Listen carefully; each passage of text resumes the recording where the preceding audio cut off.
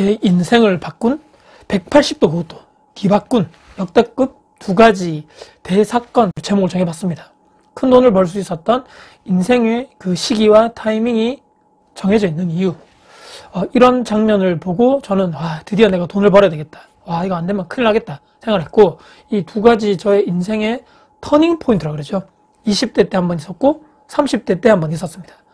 돈이 인생의 전부는 아니지만 불행을 막아주고 하고 싶지 않은 것을 내가 하지 않을 수 있는 자유를 내가 얻을 수 있고, 또 쉽게 얘기하면 먹을 거 먹고 가고 싶은 데 가고 이렇게 할 수 있죠. 특히 아이들에게는 본인들이 배우고 싶다는 것을 그냥 이렇게 돈을 내서 배우게 시켜준다거나 먹을 거를 사준다거나 원하는 걸 들어줄 수 있는 거죠. 무작정 월급쟁이들이, 직장인들이 월급 모아가지고 아끼고 아껴서 기본적인 재테크 투자하기 위한 시드라 그러죠. 종잣돈을 형성하기 위해서 내 월급을 아끼고 아껴서 당연히 그렇게 해야 됩니다. 시작을. 하지만 절약만으로, 저축만으로, 특히 또 예적금만으로, 물론 이제 지금은 예적금 금리가 상당히 높아졌습니다. 그래도 그것을 아무리 높다 하지만 인생을 이렇게 드라마틱하게 극적으로 바꿀 만한 내 월급이나 연봉이 올라가는 데는 한계가 있는 거죠. 내가 엄청나게 막 일을 잘해가지고 엄청나게 막 쭉쭉쭉 막 올라갈 수 있는 그런 상황이 아닌 거죠. 물론 이런 제가 오늘 말씀드릴 사건들이 저에게만 특별하게 이렇게 왔다거나 그런 것도 아니고 흔하디 흔한 우리 누구에게나 아마 100명 중에 100명 모두 다 이렇게 올 법한, 저 또한 그 전에 과거에 수많았던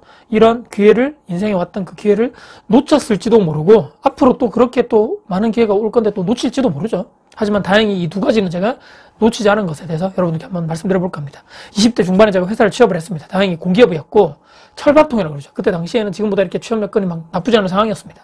학교 다닐 때 열심히 준비해가지고 남들 방학 때 해외 연수 간다거나 단기 연수 간다거나 여행 간다거나 할 때 저는 단 한 번도 학교에 있는 도서관을 제가 벗어나 본 적이 없습니다. 기숙사를 딱 잡아가지고 두세 달 동안 거기 계속적으로 공부를 하는 거죠. 특히 2학년, 3학년, 여름, 겨울 방학 때 특히 계속적으로 거기 있었고, 2학년 때는 오로지 그 방학 때는 토익 있죠, 토익. 지금도 토익이 취업할 때 많이 중요하지는 않는지 제가 정확히 모르겠습니다만 그때 당시에는 토익 공부, 거기에 매진을 했다. 토익은 유효기간이 2년입니다. 그렇기 때문에 2학년 때 어느 정도 내가 점수를 어느 정도 잡아 놓으면 내가 4학년 때 나중에 취업할 때 그때 다른 취업 공부라든지 다른 쪽에 내가 시간을 쏟을 수 있겠다 이렇게 생각했기 때문에 계속적으로 토익 공부만 아마 방학 때 매진해서 제가 원하는 점수인, 저는 900점을 딱 찍었거든요. 900점에 대한 점수를 제가 그때 얻을 수 있었고, 3학년 겨울 방학 때부터는 기사 자격증, 저는 이제 공대를 나왔기 때문에 기사 자격증, 저는 전기기사, 공사기사 또는 뭐 컴퓨터 자격증 공부를 그때 계속적으로 공부를 해서 다행히도 공기업 취업할 때 가점을 받아서 운이 좋게 공기업에 들어갈 수 있었습니다. 그게 첫 사회생활이었고, 여기서 바로 입사 초반에 엄청나게 저에게 충격적인 큰 사건이 발생하게 되는데, 저는 원자력 발전소 그만했다고 말씀드렸습니다. 외곽이고 특히 시골, 특히 또 바닷가입니다. 대도시가 아니라, 그렇기 때문에 회사에서 사원들의 이런 복지 차원으로서 사원 아파트를 임대 아파트로 제공을 해주고 있거든요. 좋은 아파트는 아니지만 그래도 어느 정도 살 수 있도록, 특히 가족분들 있는 분들, 결혼해서 자녀가 있는 또 배우자분들이 있는 분들은 이런 독신자보다는 조금 더 큰 숙소를 제공을 해주게 됩니다. 집을 주는 개념이 아닌 임대 개념이죠. 하지만 극히 아주 일부의 극히 드문 그 선배님들, 사원 아파트를 그냥 내 집처럼, 여기 내 집이야, 이거 내 거야 라고 생각하시는 분들이 있더라. 발전소에 그래서 제가 현장 점검을 몇 달 뒤에 정년 퇴임을 앞두신 그 대선배님이죠. 이분과 제가 현장을 나가게 되면서 이런저런 얘기 나오면서 저는 그분의 자녀뻘보다 더 어리더라고요. 제가 그때 26살 때니까. 근데 이분이 현장을 쭉 돌아다니면서 이런 걱정을 저한테 얘기를 하시는 거죠. 나 이제 곧 몇 달 뒤면 퇴직인데, 퇴사하면 저 아파트, 사원 아파트 좀 비워줘야 되는데, 근데 막상 또 집을 알아보니까 비싸고 또 통장에 돈은 없고 퇴직해서 아무것도 준비가 안 돼 있다고? 근데 그 엄청나게 많은 연봉을 받고 있었는데 무슨 소린가, 제가 농담하시나 싶었는데 농담이 아니었습니다. 아니 남들은 그 다 집값 부담, 주거비 부담, 그래서 전월세로 일단은 돈이 많이 없기 때문에 살다가 이렇게 월급 모아가지고 돈을 아껴가지고 집을 대출 끼고 사든지 이렇게 하는 게 보통인데, 여기는 물론 이제 시골이고 외곽이고 아파트가 이렇게 뭐 무상으로, 그리고 다행히 그래도 임대를 해주기 때문에 주거비를 대폭 아낄 수 있지 않은가? 이해가 안 되었습니다. 아니 왜 이렇게 좋은 조건, 사람들이 돈을 잘 모아가지고 남들보다 몇 배 앞서 나갈 수 있는, 또 공기업이니까 연봉도 높았죠. 그럼 몇 배 앞서 나갈 수 있는 그런 환경을 내가 가지고 있는데도 불구하고 그분들이 스스로 망치고 있는 거지? 극히 일부 선배들이 이런 직원들의 복지, 혹시 이게 너무 따뜻한 감성적인 이런 것만 생각하시는 건가? 세상 물정을 모르게 더더더 이분들 역효과를 만들어버리게 되는 건가? 차를 좋은 곳으로 바꾸고 너도 나도 해외여행 가는 게 그때 당시에 막 엄청나게 막 인기였습니다. 뭔가 엄청나게 많은 상황인데도 불구하고, 특히나 회사 근처에 사원 아파트에 거주하시는 분들은 재테크 투자 관련돼서 전혀 관심이 없어 보였습니다. 제가 생각할 때는 아니 왜 나 지금 돈 많이 벌고 다음 달에도 또 벌 거고 지금 카드값 있지만 난 다음 달에 또 벌고 다음 달에 또 벌고 성과급 나오고 난 계속적으로 돈 벌 건데 산업아파트에 거주하시는 분들이 오히려 더더더 미래를 위해 절약하고 재테크 투자 이거 왜? 그런 거 못 버는 사람들이나 그렇게 하는 거지. 나는 그런 거 아니잖아.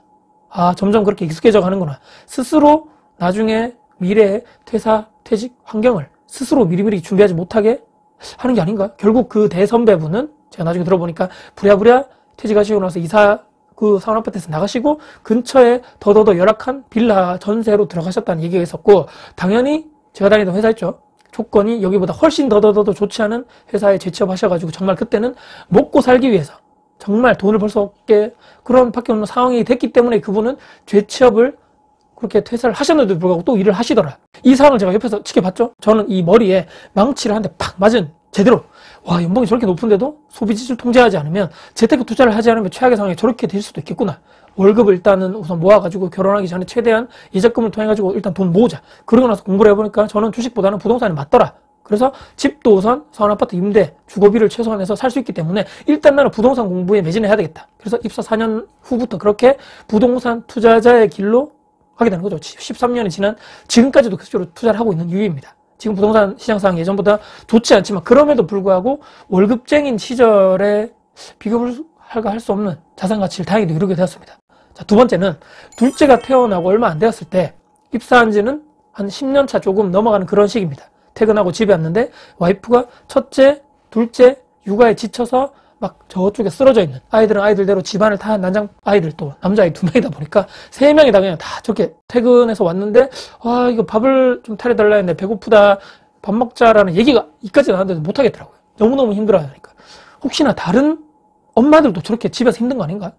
다른 집들도 다 저렇게 육아 때문에 너무너무 고통받는 게 아닌가라고 생각을 하면서 그 시기에 그 혼란, 저는 그때 당시 혼돈의 시기였거든요. 내가 계속적으로 직장생활을 해야 되냐, 아니면 퇴사를 해야 되냐, 막 그때 엄청난 고민이 있던 그런 시기에 그 기로에서 하필 그걸 제가 봤습니다. 그걸 제가 이렇게 뭐 놓치지 않았던 것 같아요. 그래서 저런 저 엄마들, 전업맘도 그렇고 워킹맘들도 우리가 저 엄마들을 도와주면 어떨까? 저 엄마들을 내가 이렇게 잘 도와줄 수 있는 사업이나 자영업이나 하면 승산이 있지 않을까? 그 순간을 다행히도 허투루 보내지 않고 흘려보내지 않고 그때부터 창업, 자영업, 또 사업 관련해서 특히 요식업이죠. 책과 강의, 컨설팅을 계속적으로 공부하고 배우면서 1년 이상 준비를 했습니다. 그래서 현재까지 이런 매장 운영, 현재 이제 수제 유기농, 아이 반찬, 이유식 개인 매장을 와이프랑 함께 운영한 지 벌써 4년이 넘어가고 있는 거죠. 엄청나게 제가 막 사업을 해가지고 이런 막 매장 이렇게 자영업해서 떼돈을 막 긁어 모은다 이런 개념이 아니고 매장 운영을 통해가지고 다행히도 손해 안 보고 코로나 때도 잘 이겨냈었고 지금도 코로나긴 하지만요.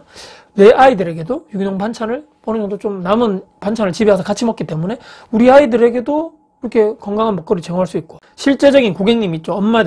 엄마들의 요리하는 시간, 마트 가서 장 보고 이런 요리하는 시간을 아껴주면서 또 그 집에 있는 아이들을 먹고 이런 유기농 반찬을 이유식을 먹으면서 건강하게 쑥쑥 크면 바로 우리 매장의 최종 목표인 내가 그 가정의 행복을 내가 도와주고 있다. 책에서 배운 거죠. 저는 고객의 시간을 아껴주거나 고객의 돈을 아껴주거나 또는 만족감을 주거나 행복을 주거나 최대한 노력하고 있는 현재입니다. 초반에 제가 말씀드린 대로 특별한 상황도 아니었고 누구에게나 과거에 있을 법한 흔하디 흔한 그런 스토리였죠. 제가 머리가 뛰어나다거나 천재여가지고 막 돈 버는 방법을 제 시기를 척척 맞추거나 그럴 수 있는 존재가 아니고 사람은 누구나 반드시 이런 상황에 이런 이외의 상황들도 엄청나게 많이 우리에게 찾아오죠. 돈을 벌고 자산을 키우신 분들 지금 이 상황 나에게 혹시나 이런 상황들을 내가 극복할 수 있는 것이면 돈을 벌어다 줄 상황인지 아닌지를 우리 일반 사람들은 너무너무 힘들죠. 판단하기가. 그렇기에 우리는 늘 가까이 해야 될 것들 중에 하나가 바로 그런 성공하신 분들의 책, 영상, 글 이런 것들을 꾸준하게 보고 배우면서 또 컨설팅 같은 것도 배울 수 있으면 가서 우리가 해야 되는 이유가 바로 여기에 있다고 봅니다.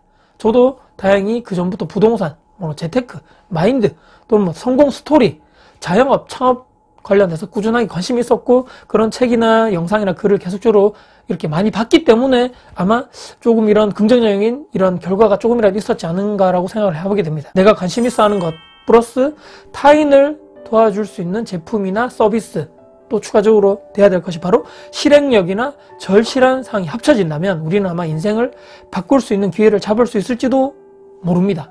저 또한 지금도 계속적으로 주변을 관찰하고 사람들의 심리를 궁금해하고 트렌드에 대해서 관심을 가지는 이유가 바로 여기 있는 것이고요.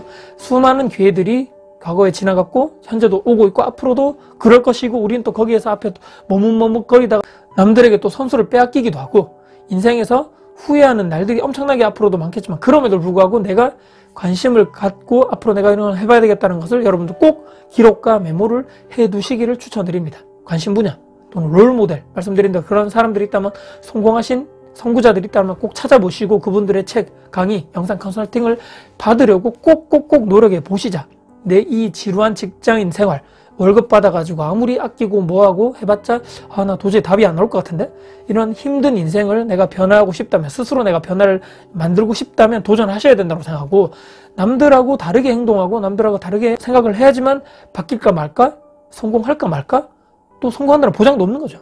이 영상을 보시는 분들이 조금이라도 용기를 가지시고 도전 의지를 얻으시면 좋겠다라고 생각을 하면서 남들이 그렇게 가지 않은 길은 너무너무 힘들고 외롭고 고독하고 빡시다. 그럼에도 불구하고 우리는 도전하고 실행하고 해야 하고 끊임없이 공부해야 하고 그렇기 때문에 내 주변에 있는 사람들을 좋은 사람들과 내가 계속적으로 연결되기 위해서 항상 나는 노력을 해야 한다. 물론 그 이전에 내가 먼저 열심히 하고 절실하고 멋진 사람이 먼저 돼야 되는 것이 바로 우선일 것입니다. 평범한 사람들이 이런 비범한 사람으로 될 수 있는 유일한 길이 바로 꾸준함, 성실함, 실행력이 바로 답이다라고 생각하면서 오늘 영상을 마무리할까 합니다. 오늘 영상이 여러분들께 조금이라도 도움이 되셨다면 구독, 좋아요, 알람 설정, 댓글 주시고요. 영상 주변 분들께 공유될 가치가 되어 생각하신다면 널리 공유 부탁드리겠습니다. 여러분들 진심으로 응원합니다. 화이팅입니다.